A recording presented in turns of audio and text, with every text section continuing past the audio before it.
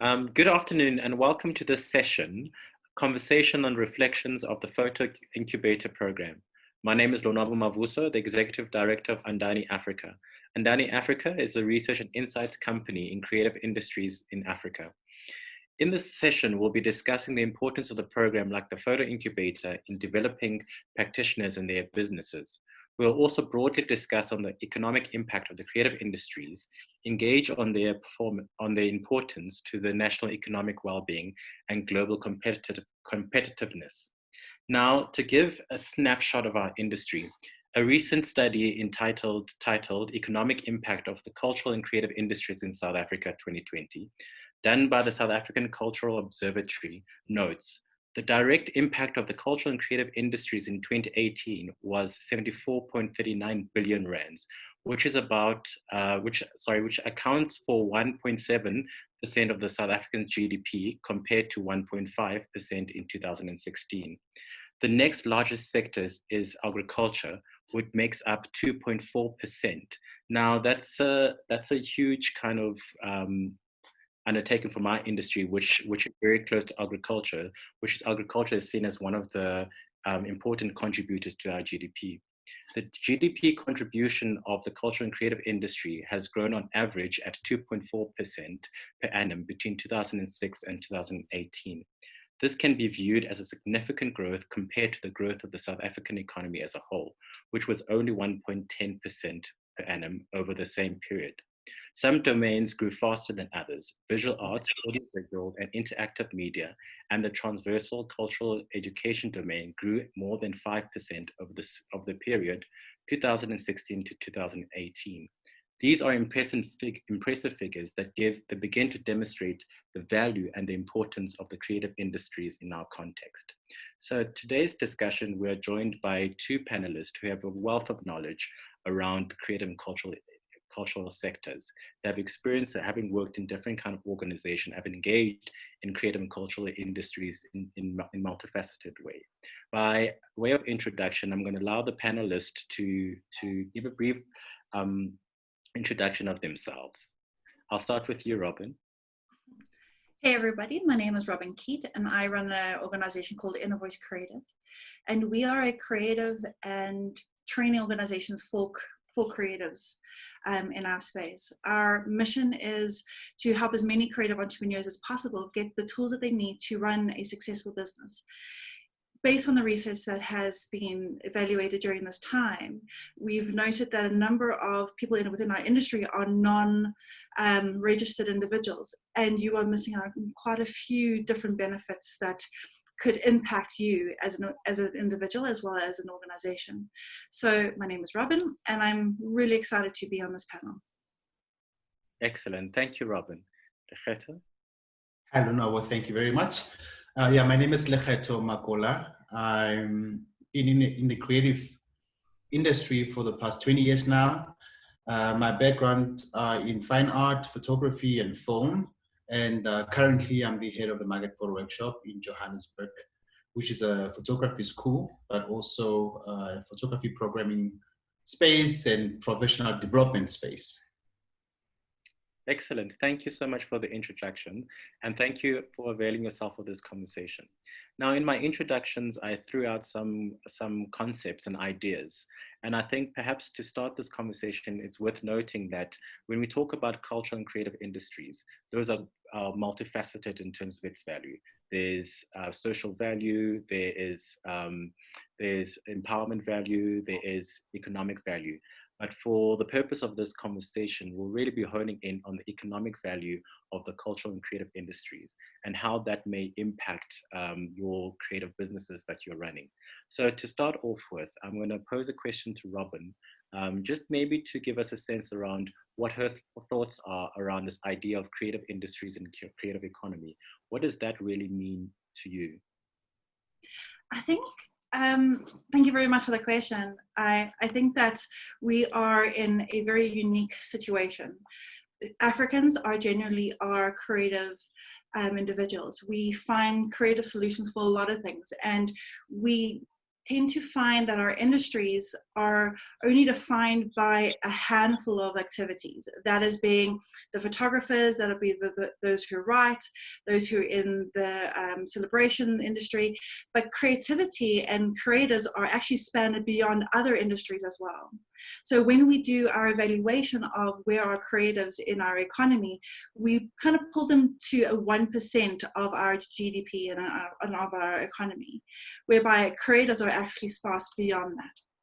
So what does that really look like for us as photographers? It means that we can apply our skill set in so many different avenues and different fields that we can kind of apply to. So what does photography really require? It requires us to be seen. We are visual storytellers. We are visual historians. And in the space of the social media era, we find that more and more people and more organizations are going online, and they need to have the visual aspects. But unfortunately, as Africans in particular, we devalue our skill set purely because we've been told that we're not valuable enough in terms of what we create.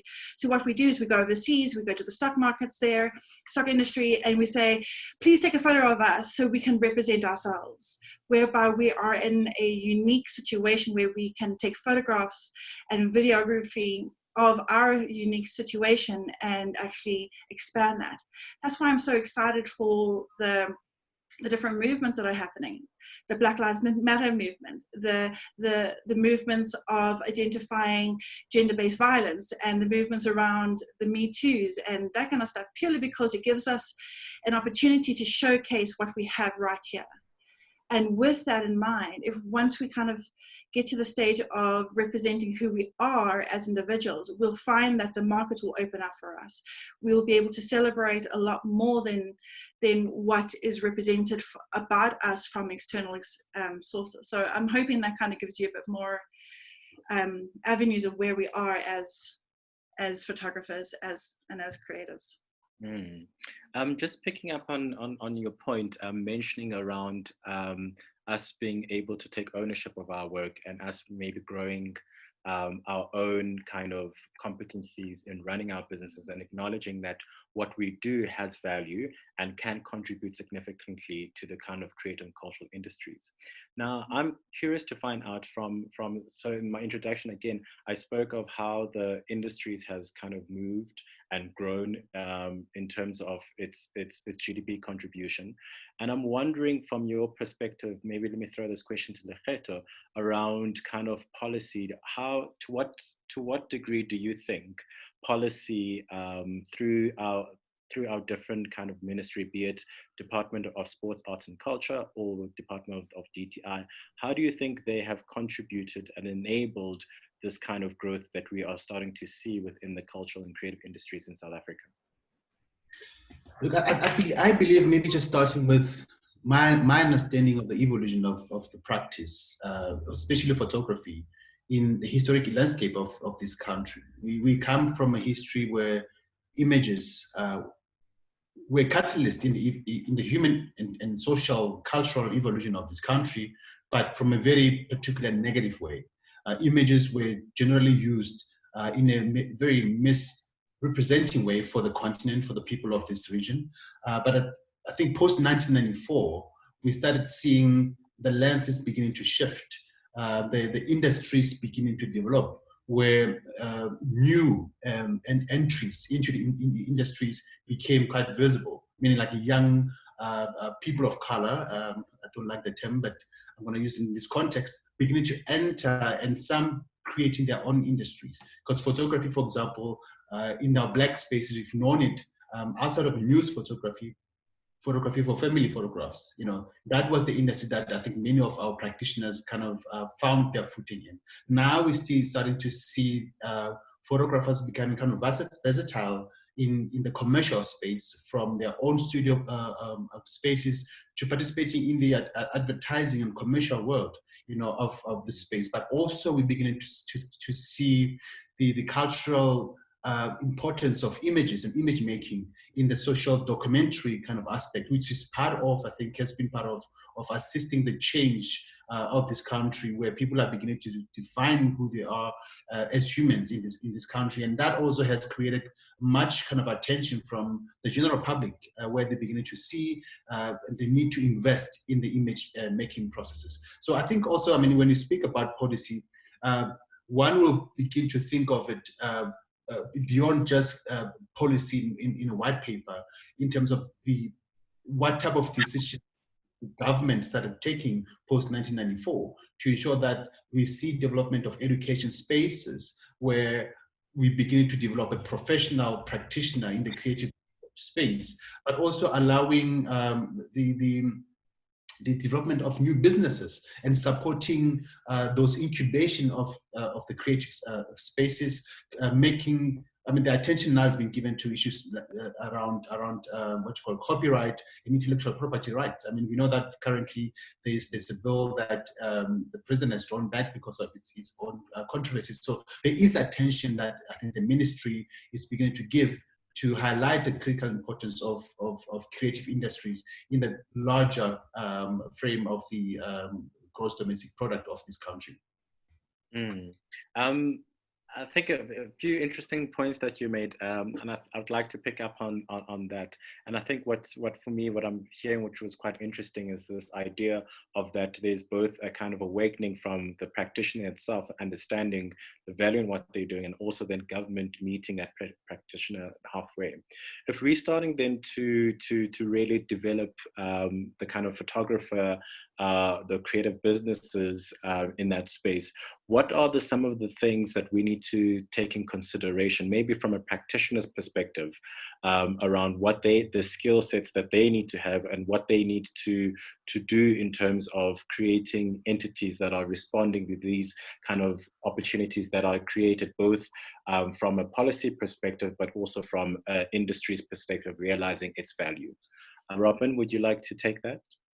Awesome, definitely. Well, there's an American photographer who had the most amazing quote around photography businesses, and he was saying that as a photographer and as a business entity, our work as a photographer is only 10% of our business. 90% is the stuff that we don't see. So that 90% is our marketing, making sure that we are compliant in terms of legislation as well as accounting. It's making sure that our processes are up and running. And I think one of the best things that a photographer can do is understand the basics of business practices. So make sure that you invest in an accountant. Even if you see them once a month or if once a quarter, make sure that your books are 100% on cue. The next thing that you need to do is understand what are the processes that needs to happen in order to get clients. You are not a business if you don't serve anybody. You're not a business and you're not an operation if you have no clients. So get that one client in, focus on that one client. What does that look like? How do you engage with them? And one of the things that we found in the incubator process, and I'm really grateful that the Microphoto Workshop has invested in something like this, is to show these 4 individuals, what does it look like to be in business?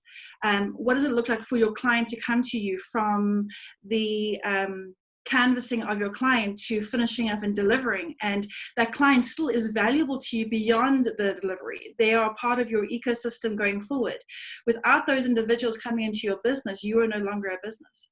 And also what we found in terms of the research that happened during COVID is that, which is really, really alarming, is that the government gave us a relief package, and a very large percentage of those people couldn't access those relief purely because they weren't registered. They didn't have their processes in place. And so what happens is it creates more stress around, I can't get help and therefore I cannot kind of go on as being a photographer or a graphic designer purely because I am living hand to mouth. And once you have your processes in place, it's very, very simple to set it up. Just to register a business, it literally takes 10 steps. To register your business, to get compliant. And then once you're compliant, you'll find that, especially in the South African space, as well as the global space, you'll have a lot more opportunities. You can apply for a lot more opportunities. You can apply for funding.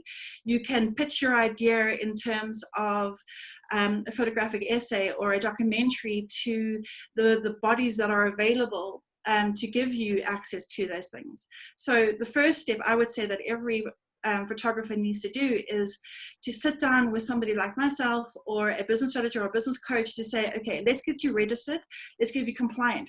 So once your 90% of your business is working well, you can do more of the 10%, which is the stuff that we love. It's our passion. It's what drives us. It's the reason why we become photographers. And there's a reason why we kind of tap into it. And once we do that 10%, the thing that really kind of puts a fire within our bellies, we're able to not only sustain ourselves, but sustain people within our communities. We can hire an accountant on a full-time basis. We can hire somebody else. We can be business owners and contribute to the economic ecosystems of our land. And I think that's what our main dream is not to be reliant only on our own activities, but be reliant on the network that we have. It's that Ubuntu idea that Africans so identify with. We're not one of ourselves, we are one of many. And I think that's something that we really need to kind of come into place. So that's the first aspect. The second aspect is when you're building a business as a photographer in particular, what other business models can you apply? Yes, I understand that COVID hasn't allowed us to go out and shoot, especially in the beginning, but were there other business models that you could apply to your business where you could actually get additional revenue? Could you expand into going to books, for example, setting up web workshops, or putting a membership in place that every single year you are guaranteed to have your photo taken for your social media platforms? Is there a way that we could kind of look at other non-face-to-face activities where you can continuously work regardless if you're able to go out or not? So those are two aspects that I would really see. But going forward, one of the aspects that we need to really look at, and I'm really hoping that we can discuss it, is how can we become safe in our practice as photographers? How can we become safe as businesses, whereby the government has said, especially to retailers, to make sure that there are hand sanitizers available, that we have our masks. For photographers, what is the next step that we need to take in order to get that job, to prove that we're safe, and as well as our clients that are safe? Interesting. I think we'll touch in a moment, we'll touch on the kind of impact of COVID to the industry, and how perhaps you could suggest, like, how could we future-proof the industry going forward, and also how do creatives and photographers kind of be resilient during this time. But I want to pick up on a point that Lekgetho made, which speaks to kind of the policy imperatives, and looking at that the copyright bill, and how this may link practically to photographers on the ground. Now, the copyright bill, as far as I understand, is that it includes the artistic and reproduction rights for visual artists, which is the first time that it's done that, if I'm not mistaken.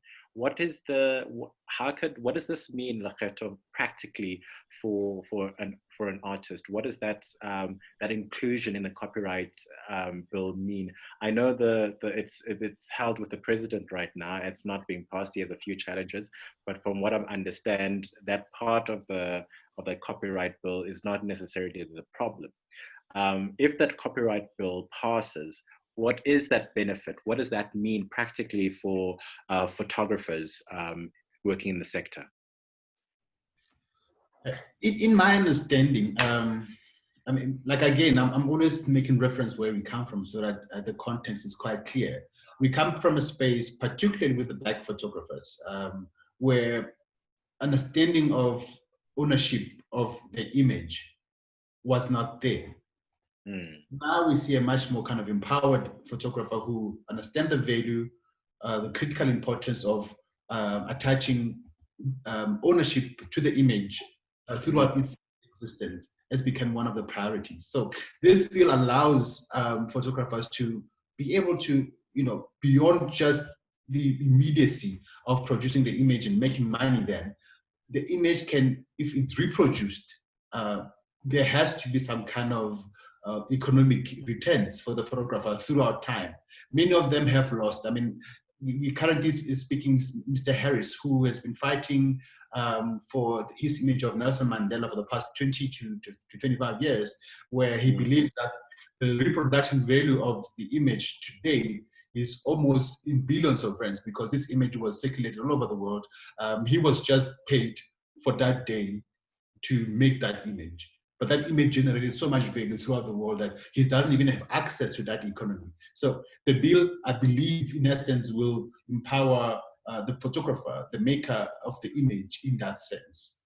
Absolutely. That's amazing. That's amazing. I think it will really impact, like with other industries, most artists make more sales in the reselling of their product rather than the initial kind of production of what they're doing. As you were speaking, I was thinking of this idea of the ecosystem of the kind of the photography space and the photography businesses.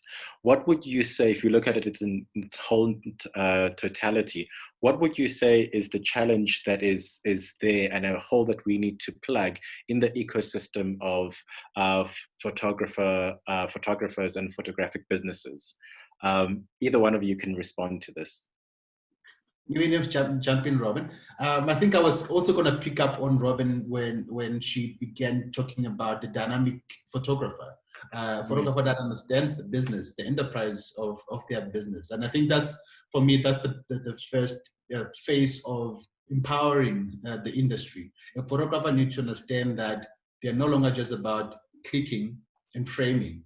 You know, they have to administer the whole process. You know, they have to pay taxes, right? You have to keep your books. You have to understand savings, insuring your cameras, your equipment, safekeeping of equipment, having an office space dedicated to your work, taking the personnel from the work, you know, being able to sell yourself, market yourself, brand yourself, go out and find business. And I think the most amazing thing about South Africa and the region is that it's growing, it's developing. The whole continent the industry is new.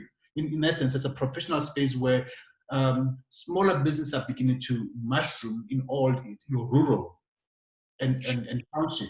You know, there's an economy that the governments are investing in, because government speaks about township economy. And those economies are huge. How do creatives begin to tap in there? You know, if somebody has a salon or a designer shop somewhere in Folo, you know, how does a photographer come in as part of the advertising aspect of it? How does a photographer begin to find those opportunities? I mean, I know that outside of COVID, funerals are becoming a huge space for videographers and photographers, you know, and funerals are there every single weekend. How do you begin to bring that into, diversify your practice, so that you're not stuck in a space whereby the history of a photographer being a loner with a camera, you know, taking photographs. I'm using the term taking rather than making in this sense, but begin to see ourselves as a network of image makers that should think collaboratively. We should think as partnering with other photographers, developing communities of photographers. Because that's where I think you begin to build an industry that's self-sustainable, but also the ecosystem becomes kind of tighter because you share ideas, you share you know, your challenges, but also come up with solutions. The industry growth itself. Individually, it's going to be difficult working in silos because people are just going to remain like that. But once we begin to integrate, which is the intention of the incubator program, that photographers come in, you know, add value to each other. There are those that are administratively highly kind of equipped than others. How do you begin to, you know, interact in a collaborative way to begin to grow your industry? Nobody else will. Photographers have that way, you know. Sure. I agree 100% with what Lekgetho was saying. There are two things that kind of correlate with. One is understanding the mindsets of business owners, and especially African business owners. Photographers have been, like Lekgetho has said, been the loners. They've been the creatives in the wilderness trying to take photographs and then hold as much as they possibly can, but not knowing the wealth. And our wealth is really linked to the value of our network. And our network is so incredibly important. I might not have the full skill set of producing a full documentary, but I know one aspect of it really, really well. And if I can kind of get, for example, Lekgetho to come on board to help me with another aspect, we can both kind of benefit from it. It's that beautiful quote that goes, a tide lifts all boats. If you hold on to your intellectual property like nobody's business, you're only going to get rich when you're dead. If we look at it over and over again of photographers before 94 who didn't understand that, and now their archives are valued so much, and they could have actually physically benefited their people, their families, their ecosystem, and they can kind of work onto it. So that's the first aspect. And the second thing is, one of the biggest gaps that we need to kind of close, and this is the responsibility of not only myself, but the responsibility of the Lekgetho, is to make sure that we understand the value of what you create. I think that's the really big thing, is understanding your value of what you create, and not only the value of it now, but the value of it in 10, 15, 20 years time. You are taking photographs now of history being made. And if I look at the stock industry in particular, one of the biggest things that I used to sell during the stock industry in terms of my experience was stuff that happened in 94, in 2000, because that was historical. So take photographs now, and we're at a great advantage at the moment is that everybody has a smartphone. Everybody has been given this right, this mandate to become citizen journalists. Take photographs, tweet about it, record people. You see on social media all the time of events happening way before the news vans arrive, before the news photographers arrive, purely because people on the ground know your value. And then from that, we'll be able to, as custodians of education and ambassadors of our creative spaces, be able to give you the tools you need to do mighty works. You can be the next Alpha Kamalo. Just imagine that for a moment. What would your life look like if you were the next Alpha Kamalo, if you knew how to run your business accordingly in the creative spaces? You could reach a lot more people with what you take and the stories that you have by having the right tools available. But so that's the first thing, is know your ownership. The second thing is we are all a community, and we need to kind of link into each other. And I think the work that the Market Photo Workshop is doing with the Department of Art and Culture is extremely important. That's one organization that you can go to. There are many others. And just know that the movement of creatives, was it All Creative Lives Matter, is active. You matter as a citizen of our country, and you matter in terms of contributing to our economy. Creators are very important. It might be 1% of our GDP, but that's a very large slice of 1%. That's billions of rands, and you have access to that. Completely. I just want to pick up on a point that you made around technology and it's playing a part in terms of now the value chain of the kind of photography business, and obviously there's been growing conversation around 4IR and the impacts of 4IR. I wonder, how do we see that play out in kind of photography businesses? Should we start with Lekgetho this time? Yeah, 4IR is one of the most, it's becoming a political term now. Like looking at these people, the buzzword. Corridors talking about the 4IR and its critical. I think we are already in the 4IR space, you know. The virtual space becoming a space of access, of engagement, of democracy. Is a very democratic space, but also it can be a very dangerous space if one is not kind of mentally, but also in terms of awareness, fully equipped about how to manage that space in relation to their content that they're translating in that space. So for image makers, it's an opportunity. We know very well that, again, in Africa, technology has caught up with us in a later stage, and we became so innovative in terms of how to use it to directly impact on our day-to-day life. I mean, starting with the East Africa, Kenya, around using what you call it, transfer wire money via cell phones to the most remote rural area. How do we then begin to think that way, but in terms of currency of images, of exchange of images, either through storytelling, but also making money. I always keep it as simple as, look at Instagram. Look at how many people spend so much money for themselves to present themselves on Instagram. So they have developed this way of translating their visions through that platform to a larger kind of crowd. People have about 200,000 to 300,000 followers. You ask yourself, for what? The content is not that exciting, but it's been consumed. And that means that the person can begin to generate attraction to begin to sell products for other organizations that see this person as entry to a market. How do we as practitioners begin to adopt some of those models of practice that can sound very cliche and very, very lame and non-significant, and make it translated into significance within our way of practice? I mean, again, Robin started touching on important things like an archive, in this case, stock photography. How do photographers begin to develop portals, virtual portals of access where they monetize their archives, where they themselves run their own stock photography businesses that can be accessed from China to where else? Because we know that Beyonce just produced something that has to do with blackness, and it's drawing so much attention because I think there is this hunger to begin to see the continent in a very exciting way.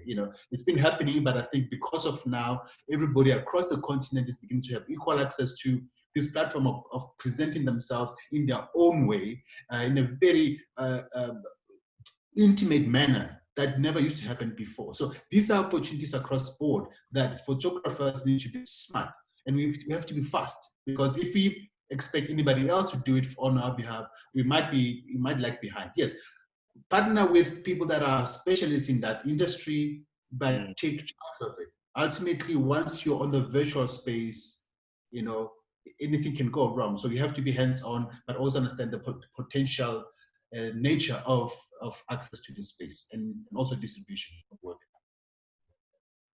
Completely. So we're seeing kind of technology and 4IR as being a progressive enabler for photographers rather than a barrier.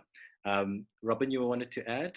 Yeah, so I want to kind of add to that. The beautiful thing about 4IR, I think it's a economy, or it's a stage of life where photographers in particular benefit the most, purely because it's very visual.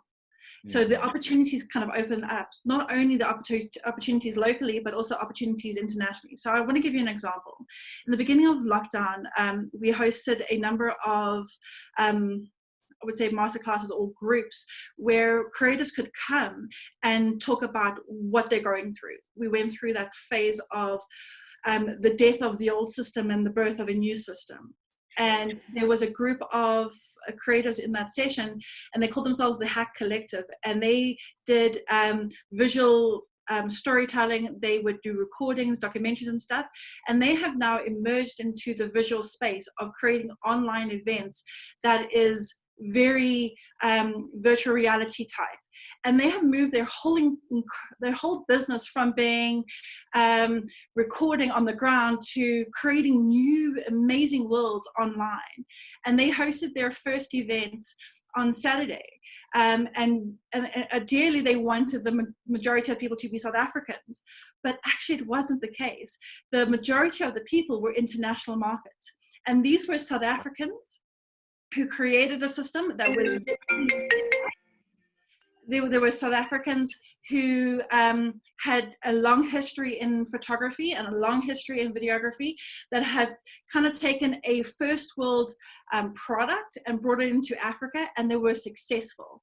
And throughout the whole process, they could stay in the comforts of their homes, they could be safe, their participants were safe, and everybody had a great time. They could create a whole brand new world. And I think that's the beautiful thing about the 4IR that we're in. It creates opportunities. They were able to get paid immediately. They didn't have to wait for 30 days. They were able to open up partnerships internationally to grow their business. So to just imagine what could happen if we kind of open our mindset. Yes, we need to take the lessons of what happened in the past in terms of our industry and how people used to build businesses. But going forward, we're in the most beautiful stage where we can grow, and the generation, my generation, the generation behind us, have a much higher advantage than the people before me, purely because they have grown on their smartphone. Look at TikTok, for example. People are making money giving free content just purely by having people view. So the value of time is huge. Creating affiliate marketing, for example, look at YouTube. Most of those people give their contents for free, but they get paid through YouTube. In terms of affiliate marketing, recommending certain equipment, leverage the big companies in terms of your access. So if you're going to do, if you're going to take photographs, how are you going to leverage other means of payment? You don't necessarily have to be paid directly for taking a photograph. You can get paid 6 or 7 different ways for one particular image. How incredible is that? I think we're in the land of opportunity, and I'm grateful for this time of COVID, where it's kind of given us the opportunity to stop and really think out the box and think uniquely to Africans. I think the solutions that are coming out of South Africa are uniquely African. And we've kind of taken the voices from international and say, thank you very much, we understand, we will take what we need in terms of learning. But the responses have been incredible, purely because Africans now, for the first time in a very long time, especially African creatives, are standing up and speaking for themselves. And we are just as good as the people overseas. Completely. And I think just going back on this point around COVID, it being a blessing and also it being a curse, you know.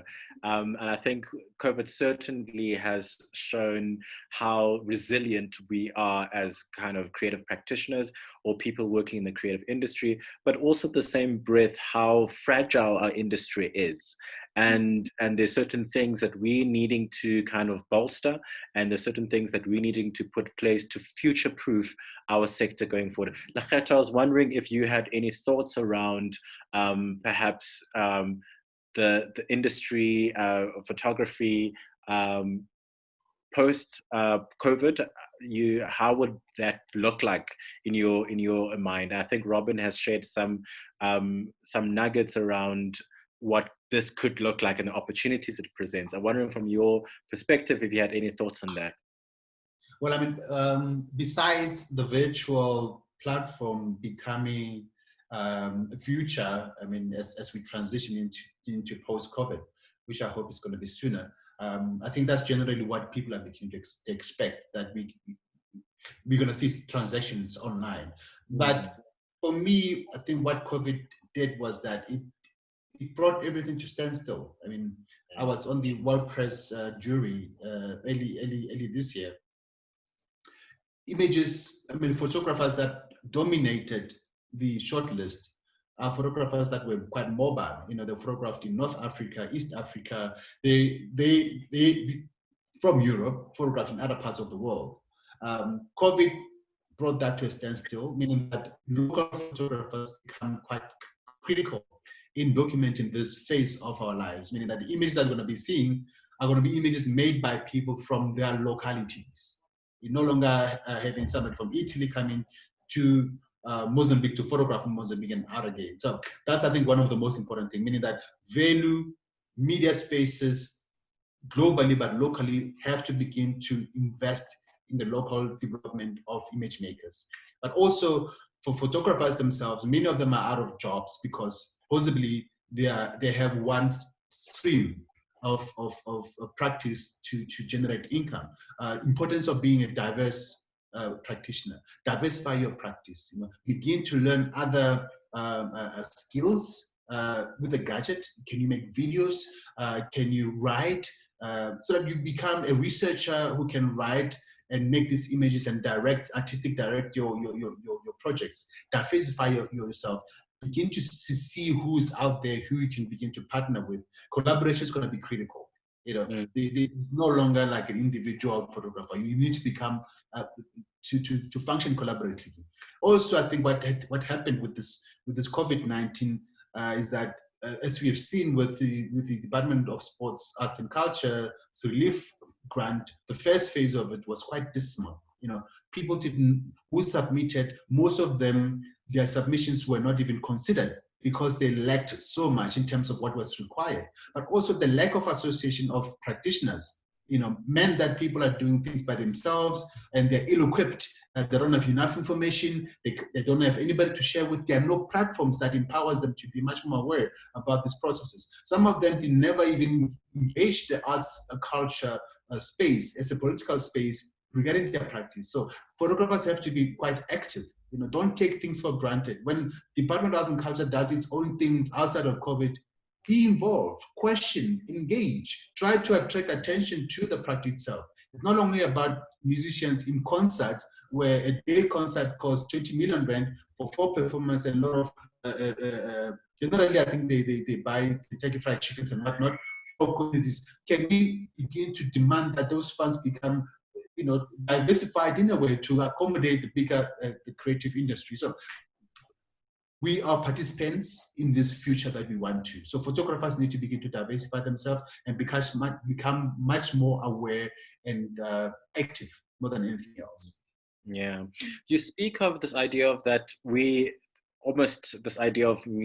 photographers need to be opportunity ready, that they need to be able to be organized, and when opportunities such as the Relief Fund come about, that they are able to respond to that. And they have, as Robin also had mentioned earlier on, that they have the documentation, they're running an efficient kind of practice or business, that they are able to do that.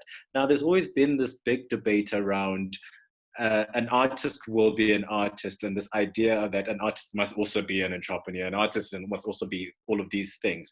And some people feel that that is an unfair kind of thing to impose on artists, because artists must just create work and do the work. What is your take on that? Are you of that school of thought? That's one part of my question. And the second part of my question, are training kind of academies and enabling our artists to be able to be opportunity ready for the more commercial or the business component of what they do? And should we be doing more? So leaving it to you. Lenny? Sorry. Okay. You can answer, Robin. Okay. Sorry, I got a little bit lost there for a moment. I think what Lachet was saying is absolutely right. And this, so let me go to you in terms of your first part of the question, which was becoming opportunity ready. You can't jump in the boat if you don't have a life jacket on. You can't make risks in your creative pursuit if you don't have all the things. If you look at the greatest photographers around the world, one of the things that they even have, if they're unable to do all the business side, they have an agent. They have been able to leverage off somebody else's skill set. If you look at, for example, the medical field, if you look at a doctor, they have been trained to save lives, but they also need to be able to pay the bills in order to kind of get that. So if they have the mindset that if for me to save as many lives as possible, I need to make sure that I have all my stuff available. I'm ready to go, for example, when tragedy hits. Why can't creatives have the same type of mindset? You are limiting your opportunity by not being ready. And you need to be ready whenever something happens. It's pointless saying when an opportunity comes around, let me quickly go get everything done. But by the time you get everything done, the opportunity has gone. But when you have your for a metaphor, your suitcase packed for that opportunity, you're able to climb on and you're able to hit the road running. It's like when summer comes around, you want to have a summer body and you start working out literally 2 days before summer hits. It doesn't work. You first of all, you're going to stress out, you're going to burn out. It's not going to happen. The second thing in terms of our training is that we're so focused on the application of creativity that we neglect from a school level. This is way before you hit beyond matric. If we were trained when we were very young how to handle money, for example, regardless of which industry that you're in, if we're able to understand what money is, and then how to apply it in terms of our economy, you'll find that when this tragedy hit, when COVID hit, we would have been ready for it. We would have been able to last a lot longer before relief was needed. But unfortunately, South Africans, creatives or non-creatives, were not ready purely because they didn't understand the basic mechanics of what money is. and how to use it, how to make it, how do you share it. And I think that's the biggest thing, is training needs to happen when we're in kindergarten, not when we're in high school, and not when we're at university. We need to understand the value that we have, both in terms of commodity as well as non-commodity stuff, from an early age. And once we were able to have that basic understanding, we're able to make wise decisions. So you could actually be a creative who wants to create, purely because you have the foundations to support that creativity. It's very hard to be creative if you're hungry, and if you can't feed your family, and if your rent is due and you're going to be evicted. You can't be creative in that space. But you can be creative in a space where you know that your basic needs are met. And I think that's the biggest component, is that we need to start early, and we need to be ready for every opportunity, local as well as global. For me, I think, we grew up in an era where the creative practice is romanticized. It's glamour, it's entertainment, it's fun, it's funky, it's stylish. It's a go-to space if you want to really live this cool life. You know, hardly seen as real work, highly professional, demanding, like any other work, right? And I mean, early stages of development are critical. Right now, at the photo workshop, we see ourselves focusing more on self. For every single practitioner who comes in to study photography, we have to say, okay, self-reflection. What is it inside you that you really want to build out using this medium, right? What the attitude is critical. What attitude do you come with into this space? Is it about just trying out, or do you feel that internally there's this drive that really wants you to engage the world through this medium? It's not just about the gadgets and the funkiness of holding it here and taking beautiful photographs of the entertainment. It's a huge responsibility. To be a photographer, to be an image maker is one of the biggest responsibilities on this planet, because what you're doing is you're representing human experiences, human intentions, the pride of humanity. And these images in future becomes a reflection of the past that can go either way, represent or misrepresent. So understanding your role in this process is really critical. I believe there are many, many creatives who are not necessarily in this space because of wanting to become professionals and masters in this trade. They came in either because they couldn't achieve something else, and generally the arts are where you jump into if you cannot become a medical doctor. So we have to begin to understand and be quite robust in filtering that. That entry into this space is high responsibility, and as spaces for development, we take this serious. So people that come in need to understand that we're going to be quite strict in application of the developmental progression into the industry. So yeah, I believe that the self is critical, attitude is critical. Once one becomes a photographer, they need to know they're not only there just to be artists, to produce artistic work.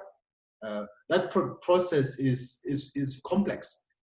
You need to know your business. If you are able to make money and you are able to hire people to do that for yourself, it's good. You're employing other people, so it becomes an employment space too. I don't think we should maybe be too strict that everybody has to do their own administration. But if you are able to afford, if you are Zanele Moholu, Dr. Zanele Moholu, you're able to hire 10 people to work with you and support this big mission. It's beautiful because photographers are beginning to create employment for others. So it becomes another ecosystem of its kind. So, but if Zanele Moholu started by knowing how to administer their work, their space, communication, and thereafter begin to bring people to support those functions. So like any other business, you start small and you grow. Yeah. And I guess it's also back to the point that you were making, Lekgetho, around what you guys teach is about self first, and it's about understanding your limitation, understanding your strengths and weaknesses, and understanding that in order for me to be successful, I may have to bring in a financial person who will assist me with my books and all of that. I may not be a strong communicator. Maybe I need to find someone who's able to communicate, but it's that sensibility of understanding that no man is an island, that I'm going to need these skills in order for me to be successful. And how do I start to draw those skills in my practice in order for me to reach my full potential?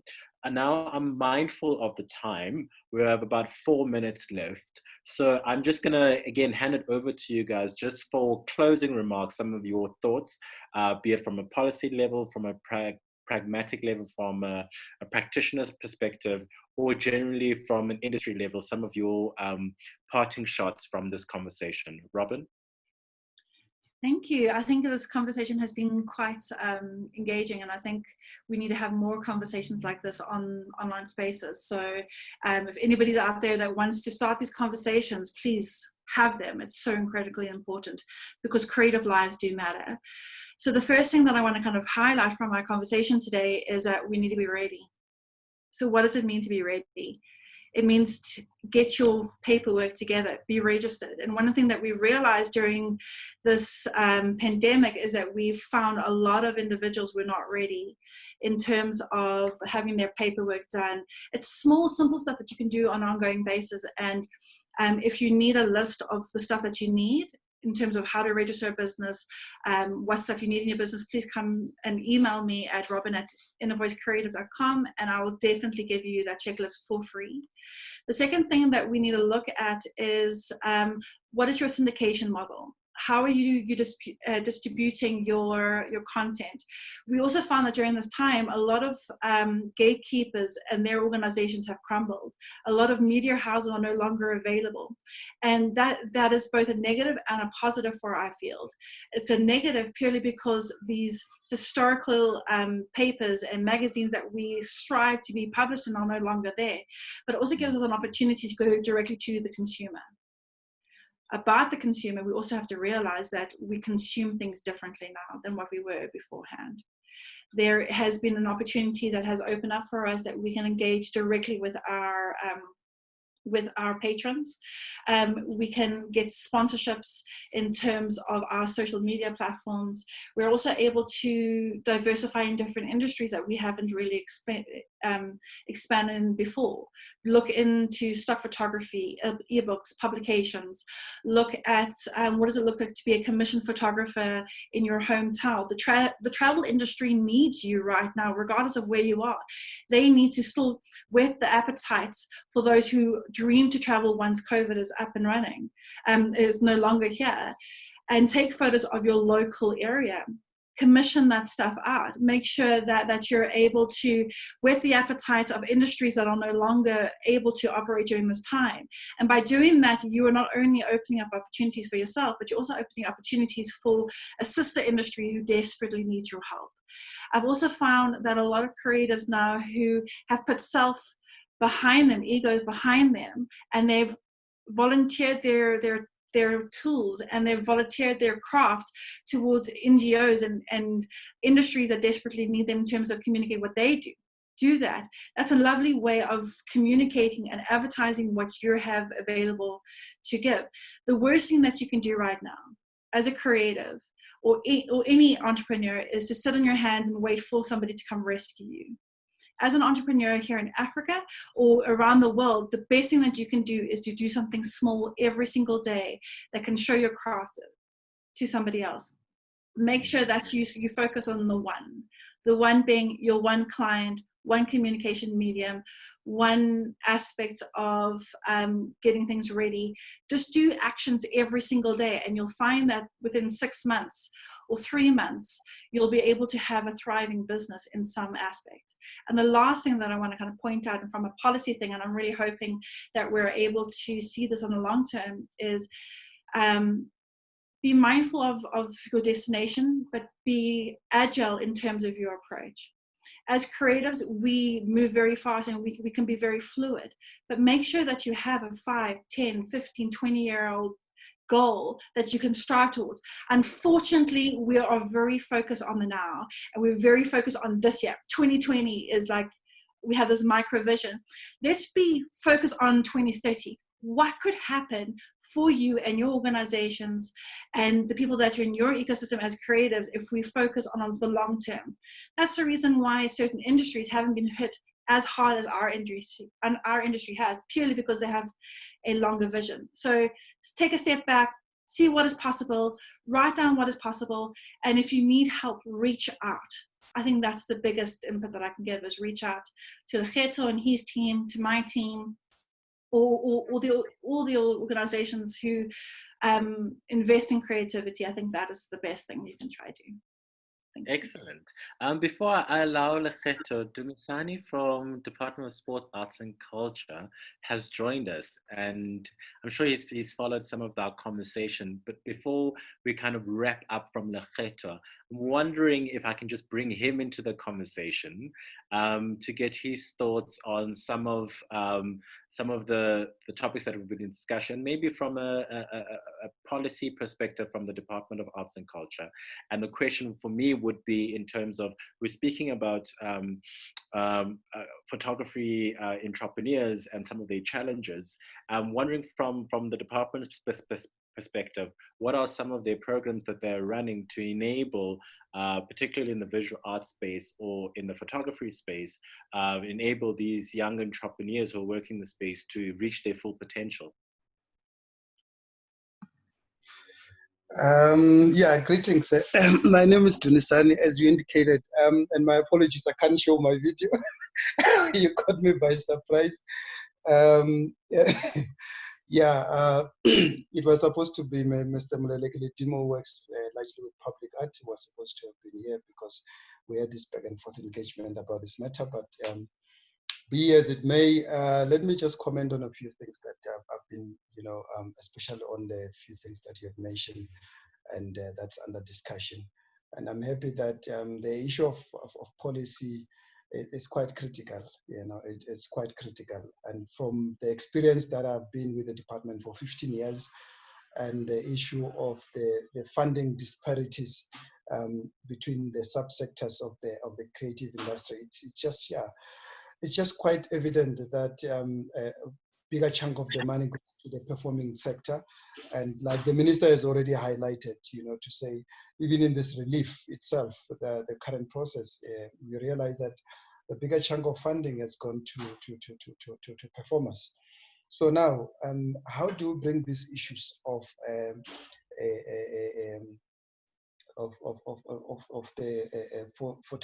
photographers? We said some times back, I cannot remember the exact year, where we were, when the adjudication committee was dealing with this issue, to say, where are the applications for photography, because we hardly see them in those. So you will receive, for example, in MGE, Mzansi Golden Economy, which is a funding program of the department, you will receive, out of 100 applications, you may not even receive one photography request for financial support.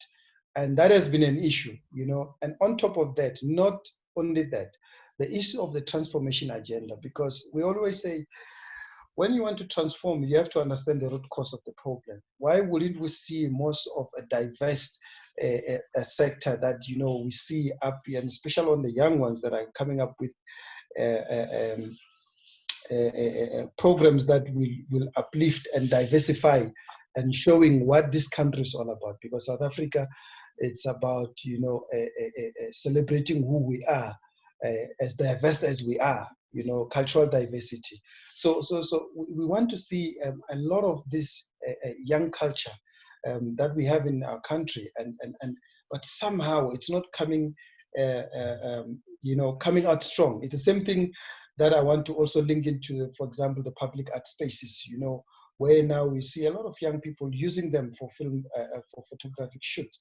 But, it's not still coming. It's like, it's a neglected part of the sector, which I believe that somehow, my recommendation would be to say, if it's organized, the guys like your suspect, around the film, they're way too organized. When they engage the department, in one voice, and hence the minister was even able to mention them on Monday, and it will be interesting to see how that space, it's organized to a form that, all these challenges that are there are packed into one document.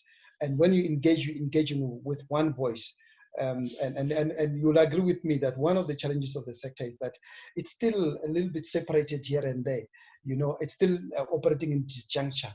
And we're just saying that if, this organizations that are there, they are very helpful, to be honest. And I believe that in a way that you will be able to engage the department in one voice, part of the challenges that you are experiencing in developing the sector or making it flourish, and also to a level where we're able to export much of our talent instead of consuming more, will be in a way that we're working together, to facilitate that the sector flourish like the other sectors of the arts and culture space. Thank you so much for that insights, Demis. And I think the photographers who will be listening to this session will find that very valuable, and also quite interestingly that the funding pool that the photographers are not tapping into as much as other discipline. I think there needs to be kind of perhaps work that we needing to do as photographers in terms of understanding how do we get access to that kind of funding? How do we use that funding to enable our businesses and what we're doing to flourish?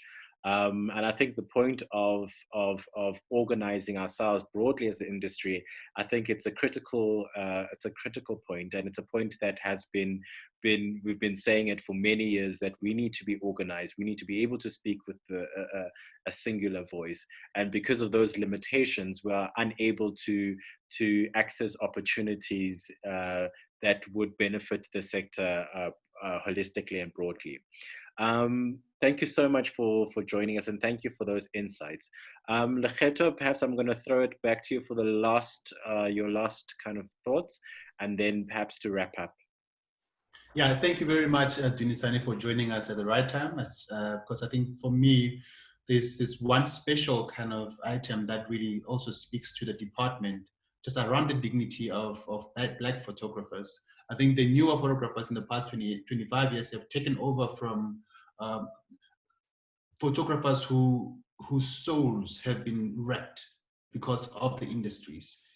We have amazing photographers that have documented the landscape, the historic landscape of the township and rural and peri-urban, but their images are not recognized. The images are not valued. Many of these images are stored in some of the horrific conditions, and we might lose them.